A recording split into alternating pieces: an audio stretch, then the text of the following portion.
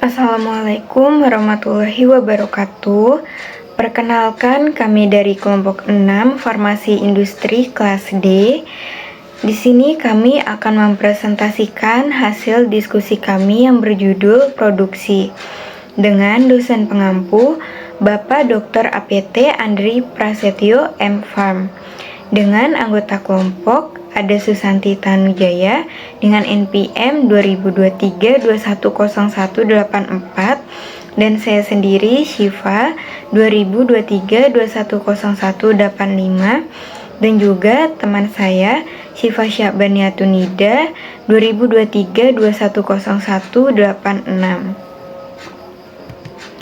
Selanjutnya kami mengambil literatur berdasarkan Peraturan Badan Pengawas Obat dan Makanan Nomor 7 Tahun 2024 tentang standar cara pembuatan obat yang baik. Selanjutnya saya akan membahas mengenai dasar produksi dan penanganan bahan. Di sini saya akan menjelaskan mengenai prinsip dan umum. Jadi definisi produksi sendiri adalah kegiatan yang dilaksanakan mengikuti prosedur yang telah ditetapkan dan memenuhi ketentuan CPOB yang menjamin senantiasa menghasilkan obat yang memenuhi persyaratan mutu serta memenuhi ketentuan izin pembuatan dan juga izin edar. Selanjutnya adalah prinsip produksi. Yang pertama, pada pasal 5.1 yaitu produksi seharusnya dilakukan dan disupervisi oleh personel yang kompeten. Yang kedua, pada pasal 5.2 yaitu seluruh penanganan bahan dan produk jadi seperti penerimaan, karantina, pengambilan sampel, penyimpanan, penandaan, penimbangan, pengolahan, pengemasan, dan distribusi seharusnya dilakukan sesuai prosedur atau instruksi tertulis dan bila perlu dicatat. Selanjutnya pada pasal 5.5 yaitu bahan yang diterima dan produk jadi seharusnya dikarantina secara fisik atau administratif segera setelah diterima atau diolah sampai dinyatakan lulus untuk pemakaian atau distribusi. Selanjutnya pada pasal 5.8 yaitu pemeriksaan hasil nyata dan rekonsiliasi jumlah seharusnya dilakukan sedemikian rupa untuk memastikan tidak ada penyimpangan dari batas yang telah ditetapkan. Selanjutnya pada pasal 5.9 yaitu pengolahan produk yang berbeda tidak boleh dilakukan secara bersamaan atau berurutan dalam ruang kerja yang sama, kecuali tidak ada risiko terjadi kecampur bauran ataupun kontaminasi silang. Selanjutnya pada pasal 5.11 yaitu bila bekerja dengan bahan atau produk kering seharusnya dilakukan tindakan khusus untuk mencegah debu timbul serta penyebarannya. Nah, terutama pada bahan yang sangat aktif atau bahan penyebab sensitisasi.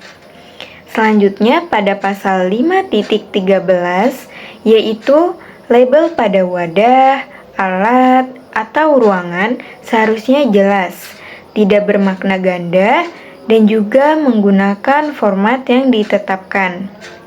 Nah, selanjutnya label berwarna itu sangat membantu untuk menandakan status seperti karantina, diluluskan, ditolak, bersih, dan juga lain-lain. Selanjutnya pada pasal 5.15 yaitu penyimpangan terhadap instruksi atau prosedur seharusnya sedapat mungkin dihindarkan. Bila terjadi penyimpangan, harus ada persetujuan tertulis dari penanggung jawab bagian manajemen mutu atau pemastian mutu dan bila perlu melibatkan bagian pengawasan mutu. Selanjutnya pada pasal 5.16 yaitu akses ke bangunan dan fasilitas produksi seharusnya dibatasi hanya untuk personel yang berwenang. Nah, prinsip dan umum ini diambil mengenai acuan peraturan pada pasal 5.1 sampai 5.16 Peraturan BPOM nomor 7 tahun 2024. Selanjutnya saya akan membahas mengenai bahan alam. Yang pertama ada seleksi, kualifikasi, dan pemeliharaan pemasok. Pada pasal 5.17 yaitu seleksi, kualifikasi, persetujuan, dan pemeliharaan pemasok bahan awal beserta pembelian dan penerimaannya seharusnya didokumentasikan sebagai bagian dari sistem mutu industri farmasi. Tingkat pengawasan seharusnya proporsional dengan risiko yang ditimbulkan oleh masing-masing bahan seperti sumber, proses pembuatan, kompleksitas rantai pasokan, dan juga penggunaan akhir. Selanjutnya, pada pasal 5.18 yaitu prioritas perolehan bahan awal pharmaceutical grade berdasarkan urutan berikut. Yang pertama, langsung dari pabrik pembuat bahan awal. Yang kedua, dari PBF. Yang ketiga, dari distributor luar negeri yang ditunjuk pabrik pembuat. Atau yang keempat, dari distributor yang memiliki kerjasama dengan distributor yang ditunjuk oleh pabrik pembuat. Selanjutnya, pada pasal 5.19 yaitu setiap pengadaan bahan awal dari PBF dilakukan oleh apoteker penanggung jawab atau pimpinan lembaga sesuai dengan ketentuan peraturan perundang-undangan. Selanjutnya yang kedua, saya akan membahas mengenai ketertelusuran rantai pasokan dan audit. Pertama pada pasal 5.22 mengenai bahan aktif. Jadi, ketertelusuran rantai pasokan seharusnya ditetapkan dan risiko terkait. Mulai dari bahan awal untuk pembuatan bahan aktif hingga produk jadi. Seharusnya dinilai secara resmi dan diverifikasi secara berkala. Catatan rantai pasokan dan ketertelusuran untuk setiap bahan aktif seharusnya tersedia dan disimpan oleh pabrik pembuat obat.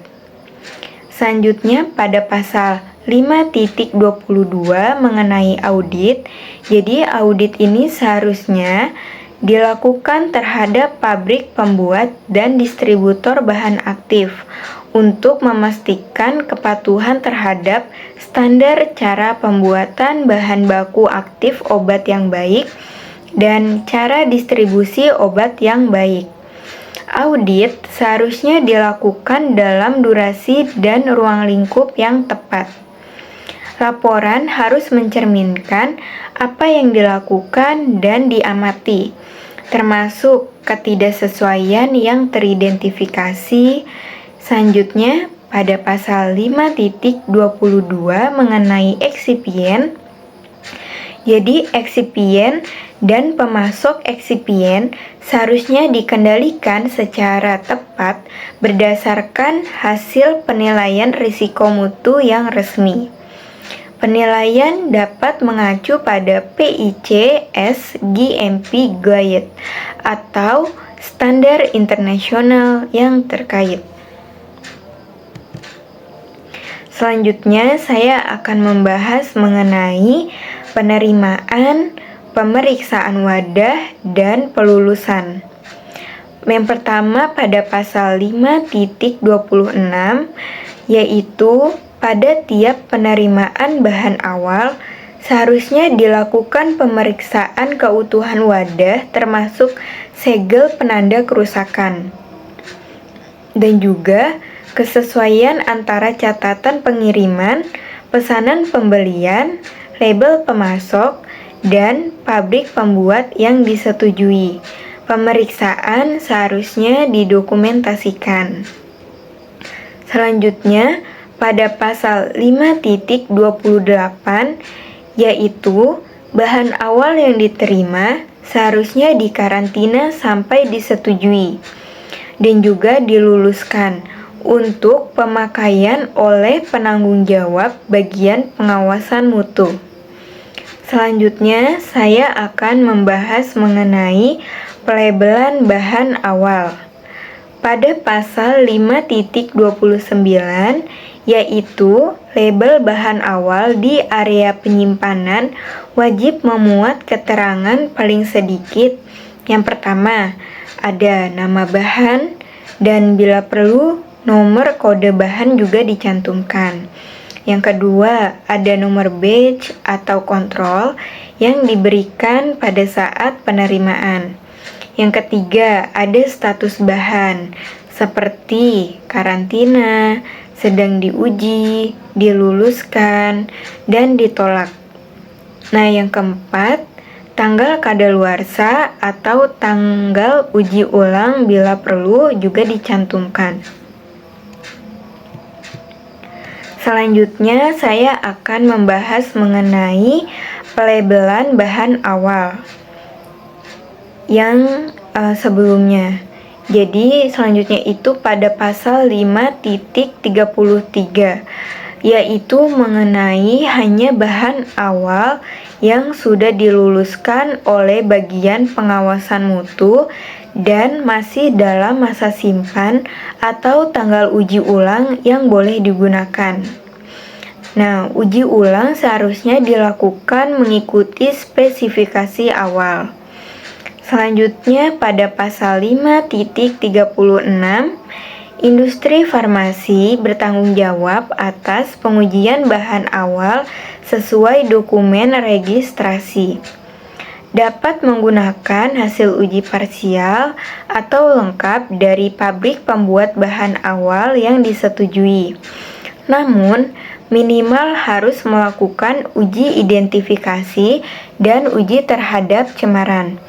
Nah, bahan awal ini berdasarkan acuan peraturan pasal 5.17 sampai 5.36 Peraturan BPOM nomor 7 tahun 2024. Selanjutnya di sini saya akan membahas mengenai penimbangan dan juga penyerahan atau dispensing. Yang pertama, pada pasal 5.56 yaitu penimbangan atau penghitungan dan penyerahan bahan awal, bahan pengemas, produk antara, dan produk ruahan dianggap sebagai bagian dari siklus produksi dan memerlukan dokumentasi serta rekonsiliasi yang lengkap. Pengendalian terhadap pengeluaran bahan dan produk untuk produksi dari gudang, area penyerahan, atau antar bagian produksi adalah hal yang sangat penting. Selanjutnya pada pasal 5.38 dan juga pada pasal 5.59 yaitu hanya bahan awal yang sudah diluluskan oleh pengawasan mutu dan masih belum kadaluarsa yang boleh ditimbang dan diserahkan. Penimbangan dilakukan oleh personel yang berwenang sesuai prosedur tertulis untuk memastikan bahan yang benar ditimbang atau diukur dengan akurat ke dalam wadah yang bersih dan berlabel benar. Selanjutnya pada pasal 5.39 dan 5.36, setiap bahan yang ditimbang atau diukur seharusnya diperiksa secara independen oleh 2 orang personil dan hasil pembuktian tersebut dicatat. Nah, ini untuk memastikan kebenaran identitas dan jumlah bahan. Selanjutnya pada pasal 5.41 dan 5.62 yaitu alat timbang diverifikasi setiap hari sebelum dipakai untuk membuktikan bahwa kapasitas, ketelitian, dan ketepatannya memenuhi persyaratan sesuai dengan jumlah bahan yang akan ditimbang.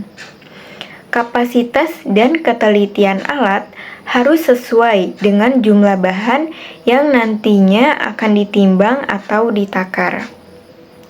Selanjutnya pada pasal 5.60 yaitu untuk menghindari kecampur bauran, kontaminasi silang, kehilangan identitas, dan ketidakjelasan, hanya bahan dari satu batch saja yang boleh ditempatkan dalam area penyerahan. Setelah penimbangan, penyerahan, dan penandaan, bahan seharusnya diangkut dan disimpan dengan cara yang benar sehingga keutuhannya tetap terjaga. Selanjutnya pada pasal 5.61 yaitu sebelum penimbangan dan penyerahan, tiap wadah bahan awal seharusnya diperiksa kebenaran penandaan termasuk label pelulusan dari bagian pengawasan mutu. Selanjutnya pada pasal 5.67 yaitu sesudah ditimbang dan juga dihitung, bahan untuk tiap batch seharusnya disimpan dalam satu kelompok dan diberi penandaan yang jelas. Nah, penimbangan dan penyerahan ini diambil berdasarkan acuan peraturan pasal 5.38 sampai 5.41 dan pasal 5.56 sampai 5.67 Peraturan BPOM nomor 7 tahun 2024. Nah, yang terakhir saya akan membahas mengenai sistem penomoran batch atau lot. Yang pertama, pada pasal 5.52 yaitu seharusnya tersedia sistem yang menjelaskan secara rinci penomoran batch atau lot dengan tujuan untuk memastikan bahwa tiap batch atau lot produk antara, produk ruahan, atau produk jadi dapat diidentifikasi. Selanjutnya, pada pasal 5.53 yaitu sistem penomoran batch atau lot yang digunakan pada tahap pengolahan dan tahap pengemasan seharusnya saling berkaitan. Selanjutnya pada pasal 5.54 mengenai sistem penomoran batch atau lot seharusnya menjamin bahwa nomor batch atau lot yang sama tidak dipakai secara berulang atau unik dan tidak berulang. Selanjutnya pada pasal 5.55 mengenai alokasi nomor batch atau lot seharusnya segera dicatat dalam suatu buku log. Catatan tersebut seharusnya mencakup yang pertama ada tanggal pemberian obat, yang kedua ada identitas produk, dan yang ketiga ukuran batch atau lot yang bersangkutan. Nah, sistem penomoran batch atau lot ini diambil berdasarkan acuan peraturan pada pasal 5.52 sampai pasal 5.55 Peraturan BPOM nomor 7 tahun 2024. Selanjutnya, pembahasan mengenai pengolahan dan pengawasan proses yang akan dilanjutkan oleh rekan saya. Selanjutnya, pada saat ini kita membahas operasi pengolahan produk antara dan produk ruahan. Perlu kita pahami dulu definisinya. Produk antara adalah produk yang setengah jadi, masih memerlukan tahapan pengolahan lebih lanjut untuk menjadi produk ruahan. Sedangkan produk ruahan adalah produk yang hanya perlu satu step lagi untuk menjadi produk yang jadi. Produk jadi adalah produk yang sudah melalui seluruh tahapan proses pembuatan, selesai diolah dan dikemas lalu dipasarkan. Ada 4 poin utama dalam proses pengolahan. Yang pertama ada line clearance and kesiapan jalur. Sebelum produksi dimulai, area dan perlengkapan wajib diperiksa dan dinyatakan bersih untuk memastikan tidak ada sisa bahan atau dokumen dari batch sebelumnya. Ini sesuai dengan CPOB pasal 572 yang menyatakan bahwa kegiatan pengolahan dimulai harus dipastikan area dan peralatan bersih serta bebas dari bahan awal, produk, atau dokumen yang tidak diperlukan. Dan pasal 5126 mengatur bahwa kesiapan jalur pengemasan harus dilaksanakan sesuai daftar periksa yang tepat. Yang kedua, ada pencegahan kontaminasi silang. Produk yang berbeda dilarang keras diproses bersamaan dalam satu ruangan yang sama, kecuali telah terbukti tidak ada resiko kecampuran atau kontaminasi. Yang ketiga, ada pencatatan hasil nyata. Setiap tahap pengolahan wajib mencatat hasil aktual dan membandingkannya dengan hasil teoritis. Jika terjadi penyimpangan signifikan, harus segera diinvestigasi. Hasil nyata ini penting untuk rekonsiliasi dan memastikan tidak ada kehilangan bahan yang tidak terjelaskan. Yang keempat, ada batas waktu penyimpanan. Parameter holding time atau batas waktu penyimpanan produk antara harus ditetapkan secara grid dan terkendali. Jangan sampai produk antara disimpan terlalu lama di luar batas yang sudah divalidasi. Selain itu, perlu diingat bahwa setiap peralatan yang digunakan harus diperiksa sebelum dipakai, dan semua kegiatan harus mengikuti prosedur yang tertulis. Jika ada sistem komputerisasi yang kritis, kita juga wajib menyiapkan sistem pengganti jika terjadi kegagalan. Selanjutnya, slide ini membahas penanganan bahan dan produk kering yang sangat rentan terhadap debu dan juga kontaminasi fisik. Yang pertama, ada sistem penghisap debu. Kita wajib memasang dust collector atau sistem penghisap udara yang efektif, terutama di titik transfer material. Tujuannya untuk mengendalikan debu terbang agar tidak mencemari produk lain atau juga lingkungan. CPOB secara spesifik menyatakan bahwa pembuatan tablet dan kapsul hendaklah dilengkapi dengan penghisap debu. Ini mengacu pada pasal 5.85. Yang kedua, ada integritas ayakan. Ayakan harus diperiksa secara ketat sebelum dan juga sesudah proses untuk memastikan tidak ada kerusakan atau kausan karena kasa yang robek dapat menyebabkan kontaminasi fisik pada produk. Pemeriksaan ini juga diatur pada pasal 5.85. Bahan yang lolos ayakan dengan ukuran tertentu akan digunakan untuk proses selanjutnya. Yang ketiga, ada metal detector. Kita wajib menetapkan alat pendeteksi logam pada jalur keluar produk akhir untuk menyaring potensi pencemaran serpihan logam dari mesin. Metal detector harus dicek setiap sebelum dan juga setelah produksi, dan juga harus dikalibrasi secara berkala oleh teknisi yang kompeten. Sebagai tambahan, untuk mesin pencampur, pengayak, dan juga pengaduk harus dilengkapi sistem pengendali debu, kecuali menggunakan sistem tertutup.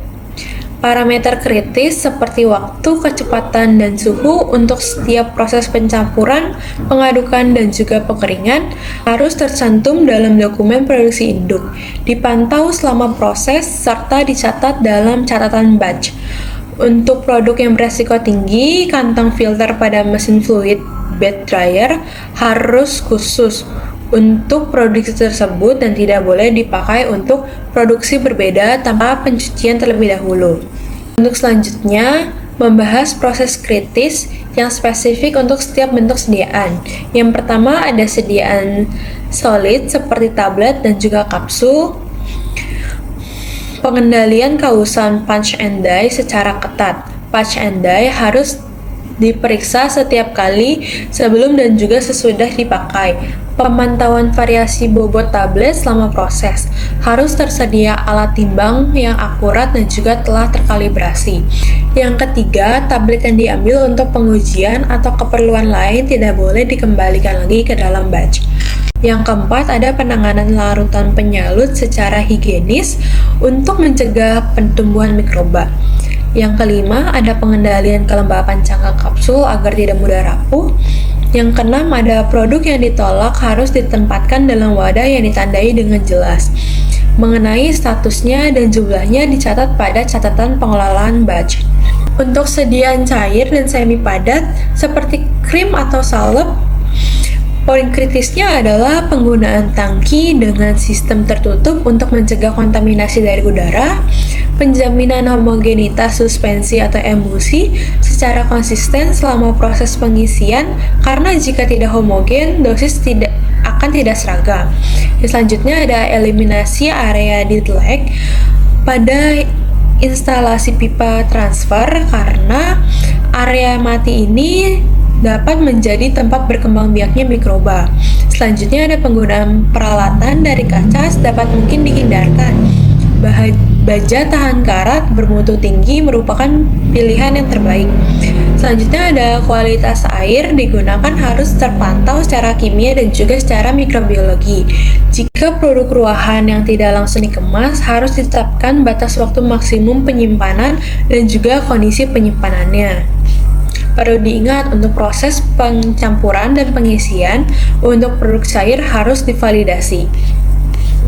Selanjutnya akan membahas pengawasan selama proses IPC atau juga in-process control. Proses control bertujuan untuk memastikan keseragaman batch dan juga keutuhan obat. In-process control adalah benteng pertahanan kedua setelah validasi untuk memastikan produk memenuhi spesifikasi sebelum lanjut ke tahap berikutnya. Yang pertama ada prosedur dan juga protokol yang standar. Wajib tersedia instruksi tertulis dan juga mendetail mengenai metode pengambilan sampel yang tidak terkontaminasi batch yang telah sedang berjalan. Prosedur tertulis harus menjelaskan titik pengambilan sampel, frekuensi, jumlah sampel, spesifikasi yang harus diperiksa, dan juga batas penerimaan. Ini sesuai dengan pasal 5.162. Yang kedua, ada titik sampling presentatif. Pengambilan sampel in-process control wajib mencakup interval berkala yang terencana, yaitu mewakili fase awal, tengah, dan juga akhir dari alur proses produksi. Yang ketiga, ada penetapan spesifikasi dan juga batas berbasis statistik. Spesifikasi keberterimaan in-process control harus konsisten dengan spesifikasi produk dan juga diturunkan dari data historis menggunakan analisis statis untuk menangkap variabilitas proses yang normal. Hasil pengujian ini kemudian dicatat dan juga menjadi bagian dari catatan batch. Contoh parameter yang sering diperiksa dalam in-control proses yaitu suhu, waktu, tekanan, bobot tablet, kekerasan tablet, kadar air dalam granul, volume produk cair, bobot produk semi padat, dan juga waktu hancur. Jika terjadi penyimpangan atau ketidaksesuaian hasil pengujian dengan spesifikasi, maka tindakan perbaikan harus segera dilakukan. Yang selanjutnya ada siklus hidup, validasi, dan juga pengawasan. Slide ini menjelaskan siklus hidup validasi yang merupakan jantung dari jaminan mutu produksi. Validasi adalah tindakan pembuktian terdokumentasi bahwa setiap bahan, proses, prosedur, kegiatan, sistem, perlengkapan yang digunakan dalam produksi dan pengawasan ini akan senantiasa mencapai hasil yang diinginkan secara konsisten. Tujuannya untuk menjamin mutu produk dan juga mencegah terjadinya pengerjaan ulang dan juga penarikan produk. Tahap 1 ada prospektif, dilakukan sebelum peluncuran produk Yang pertama ada tahap 1 yaitu prospektif. Dilakukan sebelum peluncuran produk komersial, formula baru harus dievaluasi secara menyeluruh untuk membuktikan bahwa prosedur cocok untuk produksi yang rutin. Setidaknya dibutuhkan 3 batch berturut-turut untuk dapat menggambarkan tren dan juga tingkat variasi. Untuk ukuran batch, sama dengan ukuran batch produksi yang direncanakan. Yang kedua yaitu ada konsistensi. Ada minimal 3 batch komersial berturut-turut yang harus diproduksi untuk validasi berdasarkan kajian risiko. Jika batch sudah divalidasi dan memenuhi ketentuan CPOB serta sesuai dengan spesifikasi serta izin edar, maka produk tersebut dapat dipasarkan. Hasilnya harus dicatat dan juga diuji serta dikaji. Yang ketiga ada revalidasi. Dilakukan jika ada modifikasi signifikan, misalnya perubahan parameter mesin, perubahan bahan aktif, perubahan prosedur pembuatan atau juga ukuran batch. Revalidasi juga dijadwalkan secara periodik meskipun tidak melakukan perubahan, misalnya dalam kurun waktu 4 tahun. Yang keempat, ada verifikasi ongoing. Proses verifikasi berkelanjutan ini dilakukan sepanjang siklus hidup produk untuk memastikan kita selalu di dalam stage of control atau keadaan terkendali. Pendekatan ini cocok untuk produk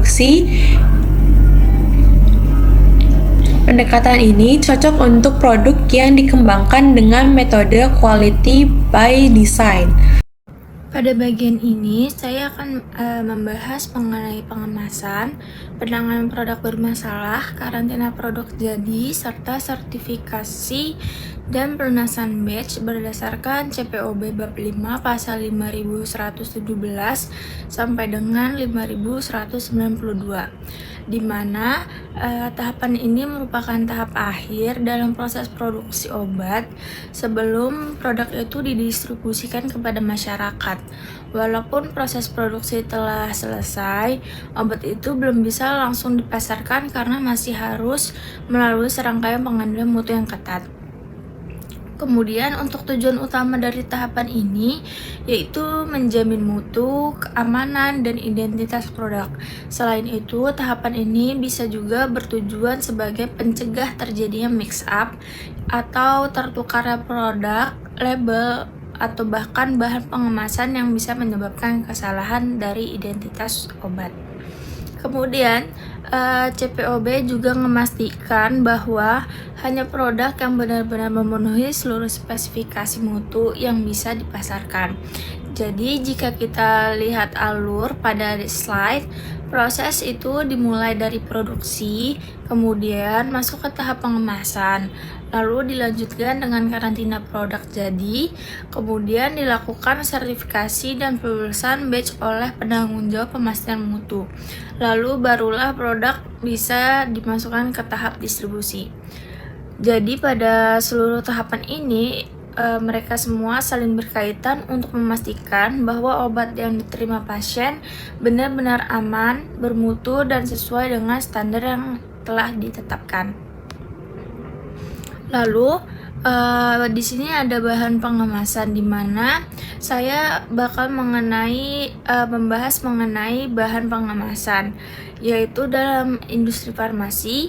Bahan pengemasan ini nggak hanya berfungsi sebagai wadah, tetapi juga berperan untuk melindungi produk dari pengaruh lingkungan serta memberikan identitas produk melalui label dan informasi yang tercantum pada kemasan. Oleh karena itu, CPOB mengatur bahwa pemasukan bahan pengemasan primer maupun bahan pengemasan cetak harus melalui proses kualifikasi terlebih dahulu.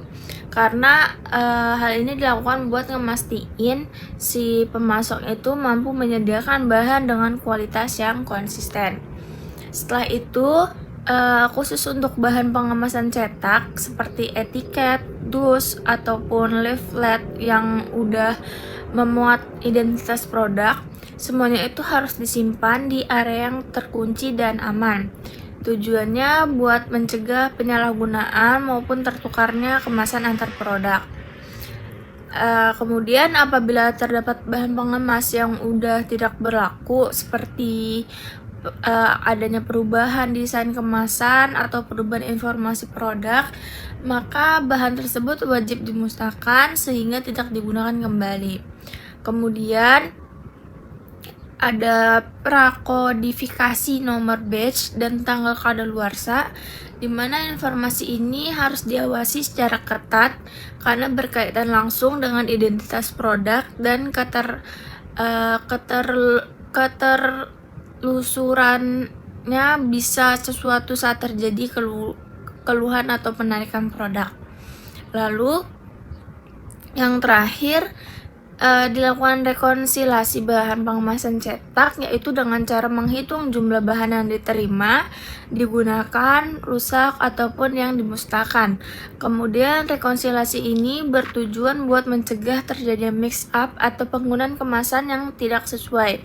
Jadi fokus utama dari pengendalian bahan pengemasan ini menurut CPOB yaitu menjamin identitas produk, menjaga mutu bahan pengemasan, dan mencegah kesalahan pelabelan.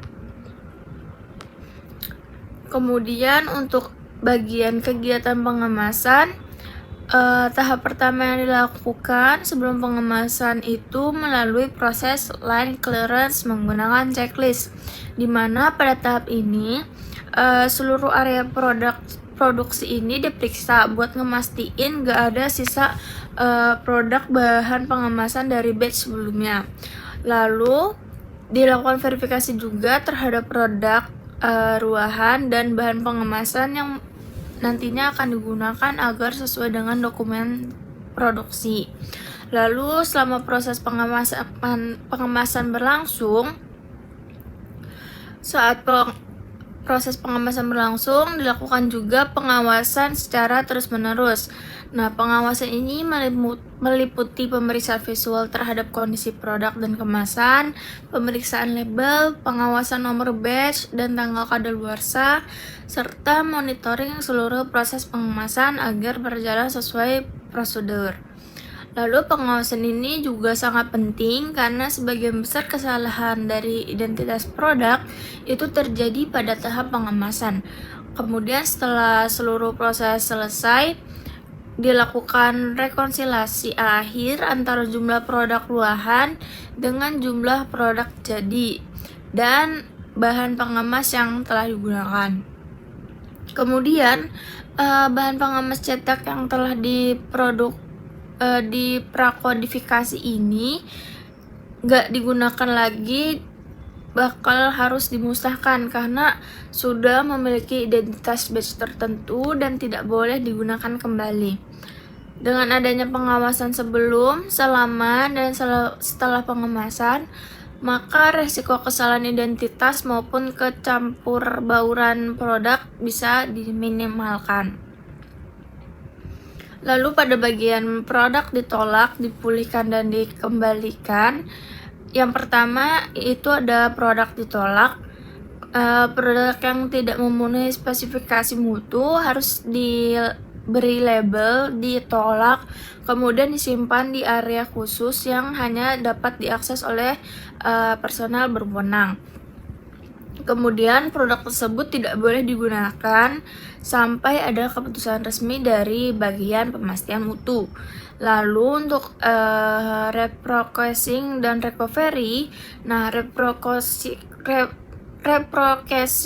itu merupakan pengolahan ulang produk yang bisa cuman dilakukan sebagai pengecualian, bukan prosedur rutin. Nah, pelaksanaannya harus mendapat persetujuan dari bagian pemastian mutu dan didasarkan pada evaluasi ilmiah. Sedangkan recovery merupakan pemulihan sebagian bahan atau produk ke batch lain yang juga harus melalui proses evaluasi resiko terlebih dahulu. Lalu terdapat juga produk kembalian, yaitu produk yang sudah beredar namun dikembalikan lagi oleh distributor atau fasilitas pelayanan kesehatan. Nah, produk seperti ini itu nggak boleh langsung dipasarkan kembali. Jadi produknya harus dievaluasi lagi secara kritis ataupun memastikan bahwa apakah mutunya ini masih terjamin atau tidak.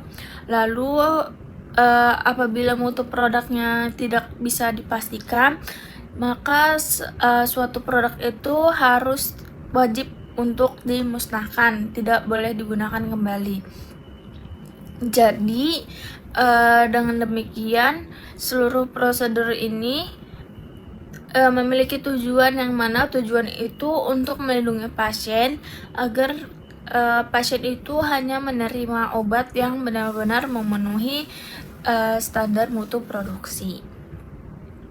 Selanjutnya untuk karantina produk jadi dan sertifikasi atau pelulusan batch, di mana setelah selesai dari diproduksi dan dikemas produk yang belum dapat langsung dipasarkan, jadi produknya ini terlebih dahulu bisa ditempatkan pada status karantina, yaitu di mana kondisi yang menunggu seluruh hasil pemeriksaan selesai.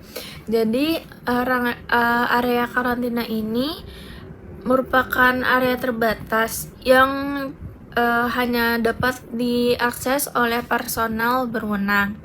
Lalu apabila ada produk yang memerlukan kondisi penyimpanan khusus, misalnya kayak suhu dingin atau perlindungan dari cahaya, maka selama masa karantina kondisinya itu tetap harus dipenuhi. Lalu setelah pemeriksaan selesai, bisa dilanjutkan dengan dilakukan proses sertifikasi batch. Nah, penanggung jawab itu pemastian mutu bakal meninjau seluruh dokumen produksi. Nah, nanti hasil pengujian laboratorium, rekonsilasi, dan memastikan bahwa proses itu udah memenuhi ketentuan dari si CPOB. Jadi, suatu batch itu cuman bisa ngelulusin apabila memenuhi beberapa persyaratan, yaitu produk memenuhi spesifikasi mutu, lalu hasil rekonsilasi dapat diterima, dan serta sampel ini bisa dipertinggal tersedia. Nah, untuk produk import apabila diperlukan bisa dilakukan pengujian kembali di Indonesia sebelum dipasarkan. Kemudian seluruh dokumen sertifikat batch ini wajib disimpan sebagai bukti bahwa batch tersebut itu sudah memenuhi seluruh persyaratan mutu. Kemudian setelah semua persyaratan dipenuhi dan sertifikasi selesai dilakukan, nah status produk berubah menjadi stok siap jual dan produk bisa didistribusikan kepada masyarakat. Untuk bagian kesimpulan sebagai penutup, bisa disimpulkan bahwa cara pembuatan obat yang baik atau CPOB merupakan pedoman utama yang memastikan seluruh proses produksi obat berjalan secara konsisten dan terkendali, mulai dari pengendalian bahan awal, lalu dilanjut oleh proses produksi, kemudian pengawasan selama proses, dilanjutkan pengemasan, lalu hingga pelulusan batch, dan setiap tahapan punya prosedur yang harus dipatuhi untuk mencegah terjadinya kesalahan, kontaminasi, ataupun kecampur bauran suatu produk. Kemudian selain itu produk juga tidak memenuhi produk yang tidak memenuhi persyaratan harus ditangani sesuai prosedur melalui proses penolakan, lalu ada evaluasi atau pemusnahan agar produknya tidak sampai kepada masyarakat. Sebaliknya, jika hanya produk yang sudah memenuhi seluruh spesifik mutu, kemudian lolos pengujian dan mendapat sertifikasi dari penanggung jawab pemastian mutu, baru bisa dilepaskan untuk didistribusikan dan dapat tersampaikan kepada masyarakat. Dengan penerapan CPOB secara konsisten, industri farmasi nggak hanya memenuhi persyaratan regulasi aja, tetapi industri farmasi juga mampu menjamin bahwa obat yang diterima sama pasien itu punya mutu yang terjamin, aman digunakan, berkhasiat, dan bisa ditelusuri apabila terjadinya permasalahan di kemudian hari. Oleh karena itu, penerapan CPOB ini menjadi dasar yang sangat penting dalam menjaga kualitas produk farmasi, sekaligus ngelindungin keselamatan masyarakat sebagai dalam penggunaan obat. Berikut untuk beberapa daftar pustaka yang kelompok kami gunakan. Baik, sekian pemaparan dari kelompok kami. Terima kasih atas perhatiannya. Kurang lebihnya mohon maaf. Wassalamualaikum warahmatullahi wabarakatuh.